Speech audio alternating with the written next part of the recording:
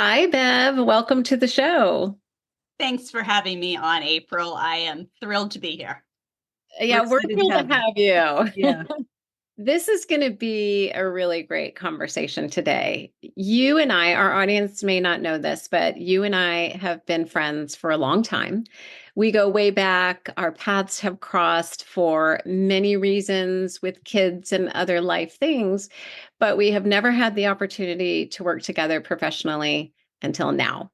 So I am absolutely thrilled to have you here. And I am thrilled to have you here to talk about today's topic. I know that our listeners are going to be very curious. We are talking about who am I now? And what does that mean? For women in this midlife stage, the question kind of bubbles up, and sometimes it can take us by surprise. We were not expecting that. And for many women in midlife, that means that we're in that middle place that we like to call it at Medovia. And that is straddling the what was, right, what we've known, and the I don't know yet. And now what? And I know that our audience is probably shaking their head yes right now. So we're going to bring the conversation to the table. And I'm going to start off by asking you why this is so important for us to talk about. So I'm going to open it up to you, Bev. Thanks, April. The answer really is because menopause is one of several key places in our life that we actually ask this question: who am I?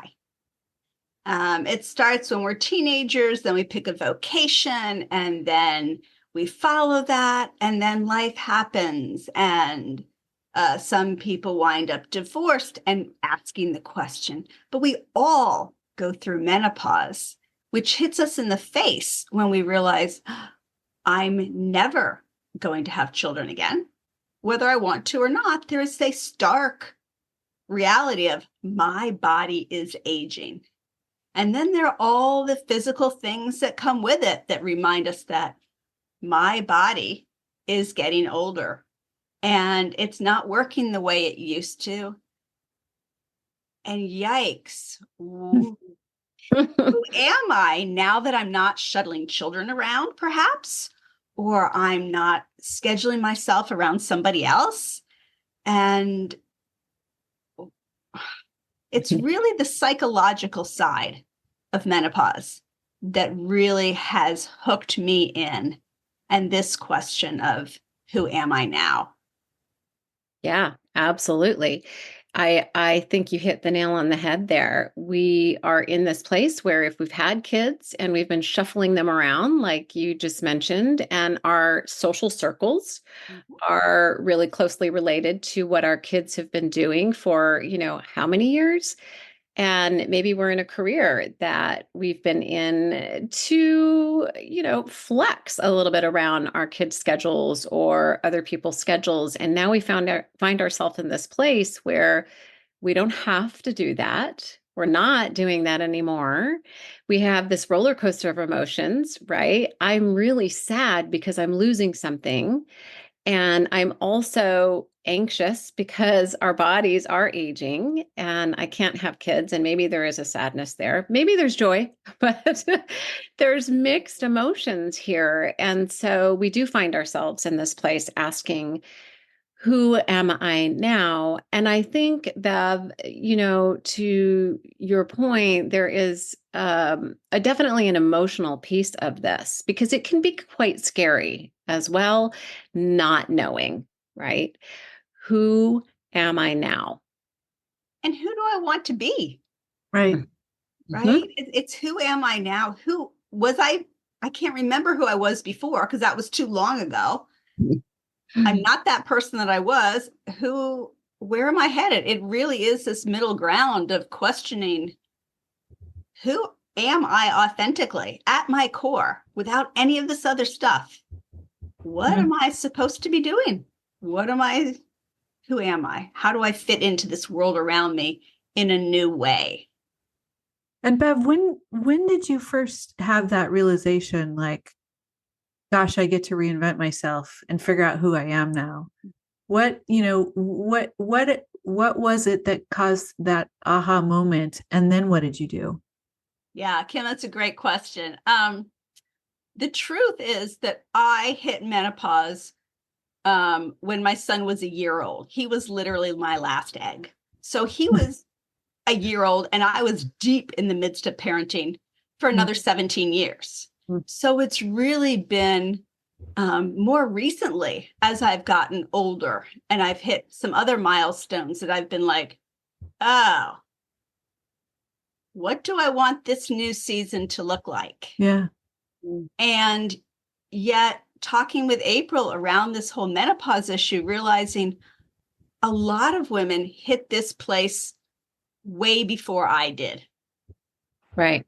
Right. Right. I am not the typical menopause, I'm very postmenopausal, but I did not go through that at the same time that most women did. For me, these questions surfaced later. And then I could look back at some of the conversations I've had with women and my circle and realize, oh, this is really a key component, not just for me who's going through some other stuff, but for women who are hitting this perimenopausal, menopausal area. Yeah, it's interesting because you often look back and say, oh, okay, that makes sense now. And what should I do about that? Right? I have this experience, or I had this feeling, or I talked about this and it didn't make sense at the time. And now it does. And now it does. And I get to do something with it. Hindsight is a wonderful thing. Yeah, it is. It is. But I think I know, Bev, that you have done a lot of work on yourself and for yourself. And I think the latter is the most important to bring up right now. You have done a lot for yourself, and not in a selfish way, but I think in a very self-care manner. And we're all about radical self-care here at Medovia. And so I'd love for you to speak a little bit about that. And what were some of the things, and what are some of the things, because you're still unpacking, who am I now? What are some of those things that you've done that our audience could do? Yeah, that's a great way to frame it. One of the biggest things that I recommend for women that I do on a regular basis is just paying attention to what brings me joy, paying attention to what sucks the life out of me. When am I filled? When am I filled with this joy that overflows? I went to a jazz concert 2 weeks ago unexpectedly.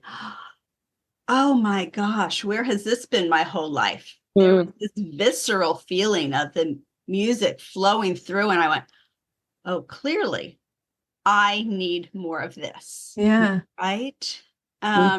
So I really think that paying attention to what brings us life, what doesn't, is a huge piece of it. Looking even at what Facebook posts do we pay attention to and linger on? Those are clues, right, to us about where are our interests right now? What kind of magazines do we pick up or click on the computer? What kind of things do we read?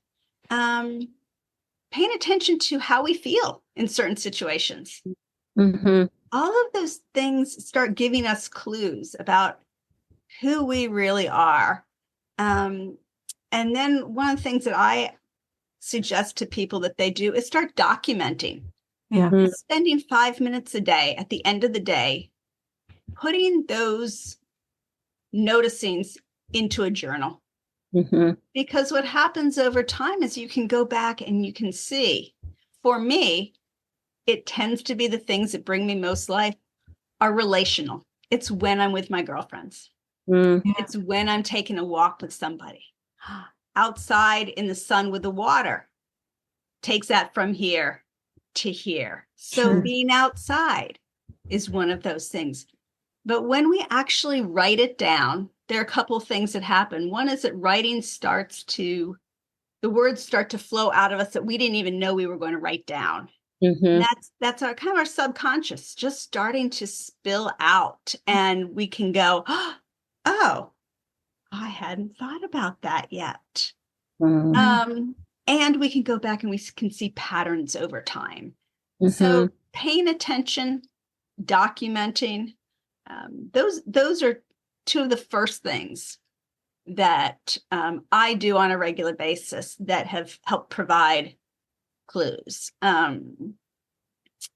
There's some things going forward that I recommend that women do to see what might interest them in terms of hobbies or interests, right? Try new things. I just started a pickleball class 4 weeks ago. Oh, yay, I want to do that. I think everybody does pickleball but me. I just signed up for a second pickleball session because Good. I want to move more. I want to exercise more. Mm-hmm. But again, for me, if it's relational, I'm more likely to show up. Even if it's new people that I don't know, I'm more likely to show up.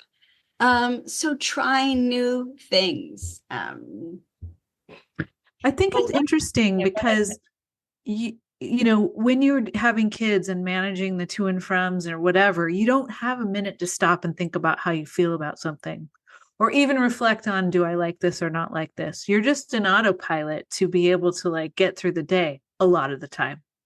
So I appreciate you're like, just stop and observe what's happening around you because and feel those emotions for yourself. You don't have to feel them for anybody else anymore, right? You get to feel them for you, for good or for bad. You get to just feel them for you, right? Absolutely. And Kim, we could take a whole nother podcast about how do we actually make space, because it actually does require space to pay attention and notice and reflect on what happened during the day and how did I feel about it. Yeah. And it's easy in this world to be so busy, even after the kids are gone, right? Maybe work fills up the space, or exercise fills up the space, or the TV or scrolling fills up the space. It's really hard for some people to be by themselves. And this reflective thing is something that requires just it doesn't require a ton of space, but it does require being You have to be purposeful about it. You have to be intentional, very intentional. Yeah. Absolutely, Kim. And I love what you said too, Bev, about writing it down. I think that pen to paper and getting out of our head does allow us to free flow with our feelings and our ideas and our dreams and really spending that time with ourselves. But I also love coming back to my journals and looking back and reflecting back and not just looking at the patterns, but also celebrating how far maybe I've come. Or sometimes I surprise myself, right? Like you're like, did I write that? Was that me? And I think that's just, it fills us. And I think that can be really good too, to look back and look at progress, but also celebrate successes, celebrate how far we've come, remember that we can get through challenges, and dream and know that our dreams can change. We're allowed to change our mind, right?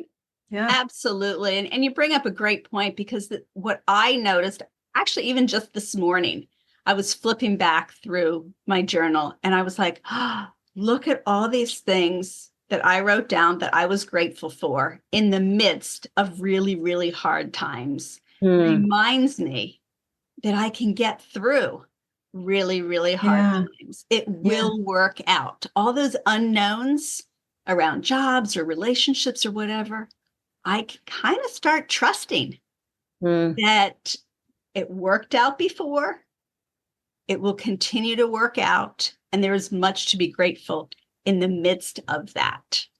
Yeah. Gratitude is a great thing. Yeah. And that's huge in those moments where you don't think you can make it through, that to know that you have before.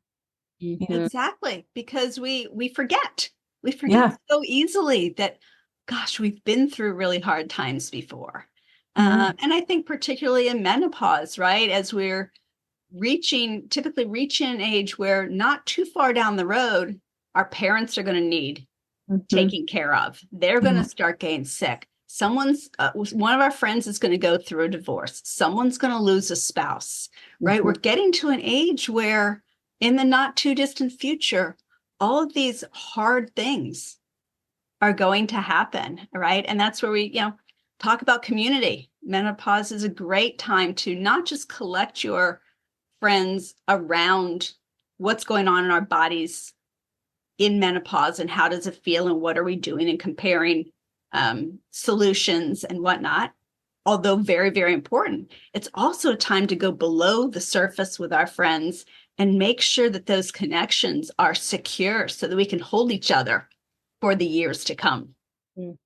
Yeah, we hear that a lot. To have you back on another podcast to talk about friendships, because we've had quite the conversation before we hopped on this recording in the weeks leading up to this. So, audience, we will have Bev back to talk about friendships because it's super important during this time in our lives for sure, Bev. So thank you for bringing that up as well.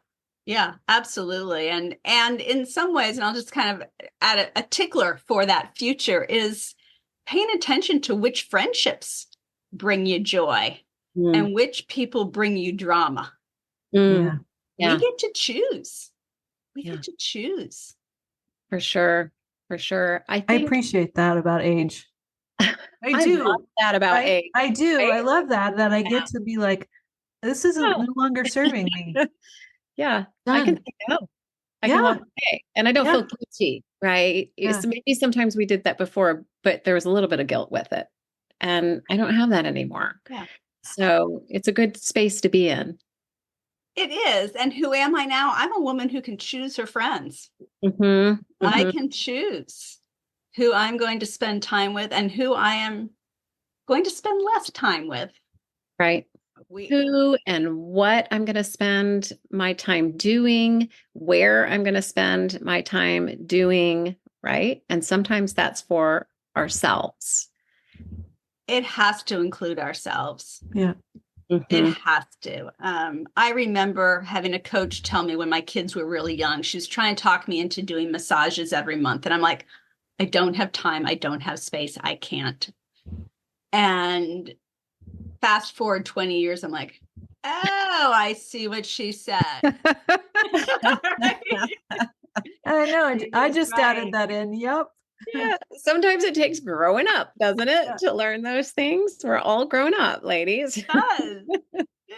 It reminds me, as you were talking, Bev, we've learned in school and as we write papers and we give speeches, they always say, begin with the end in mind.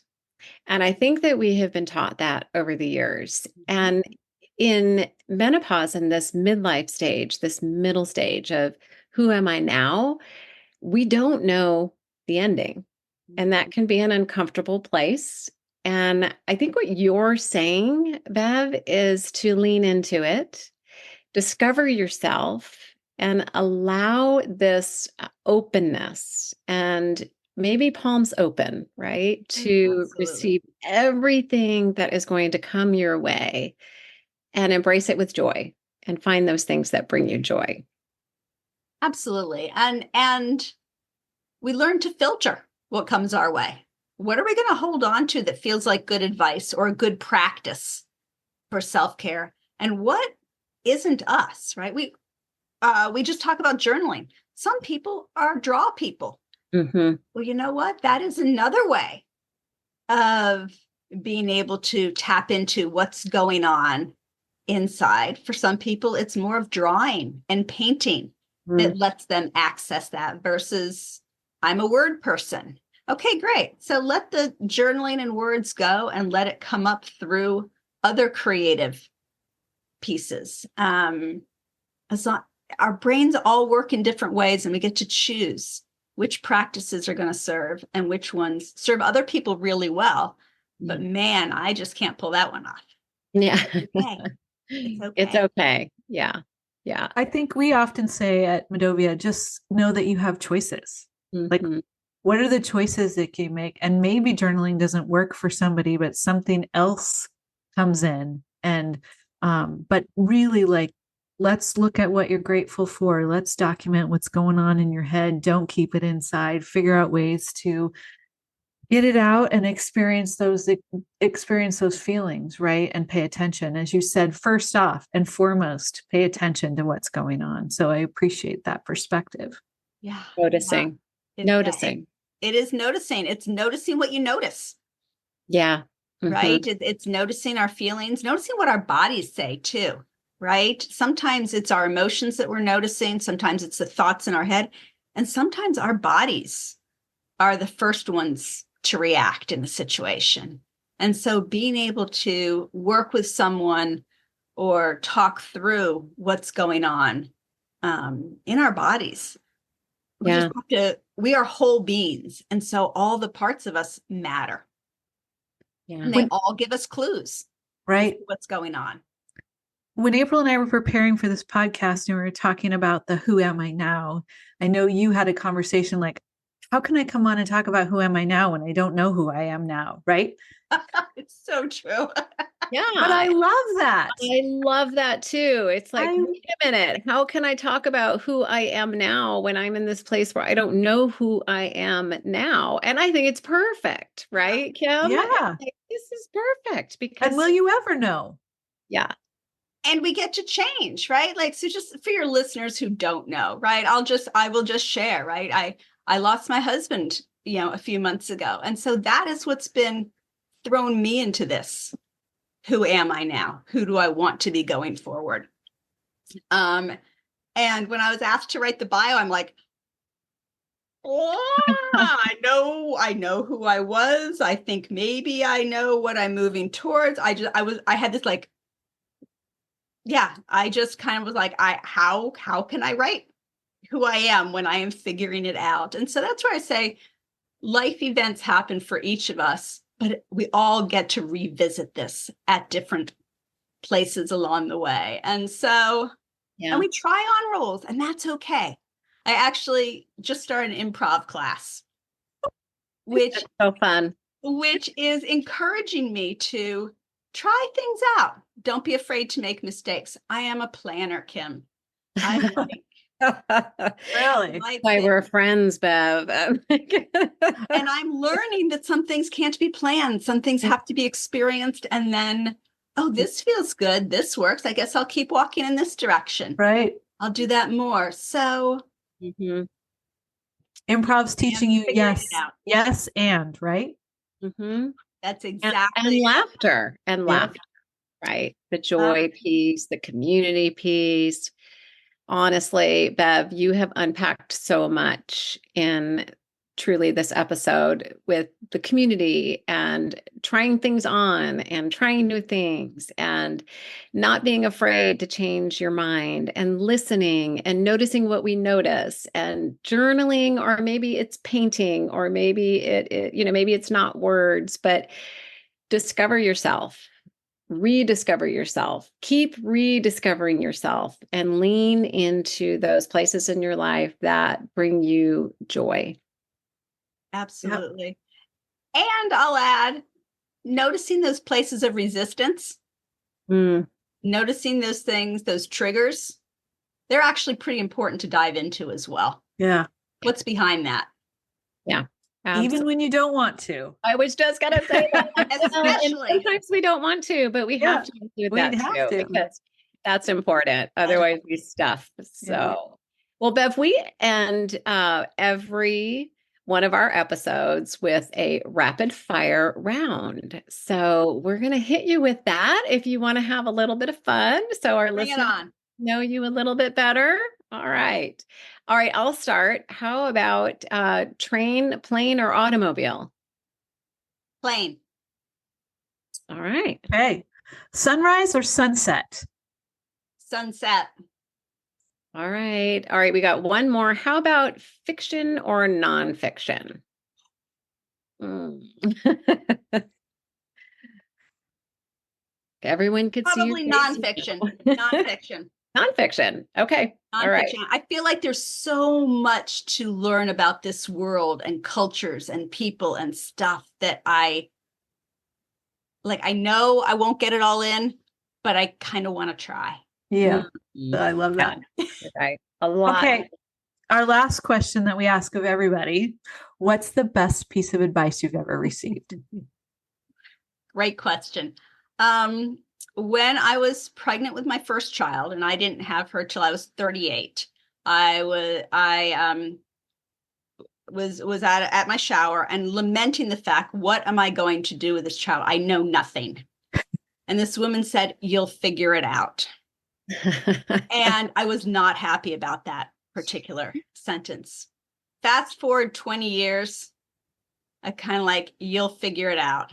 Yeah. And actually, it fits for all sorts of situations. Yeah, it's a Yeah. good I one. actually love that. You'll figure it out. Figure it Yes, out. ma'am. I am figuring it out.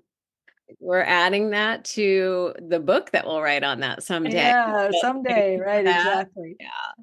Bev, it has been a delight to have you on the show. I'm so glad that we were able to make this work. I know that you'll be back, and our listeners, side note, we'll probably be doing some events and workshops with Bev to help you unpack this. Who am I now? So look for that in on our website and future correspondence. But until then, until we meet again, go find joy in the journey.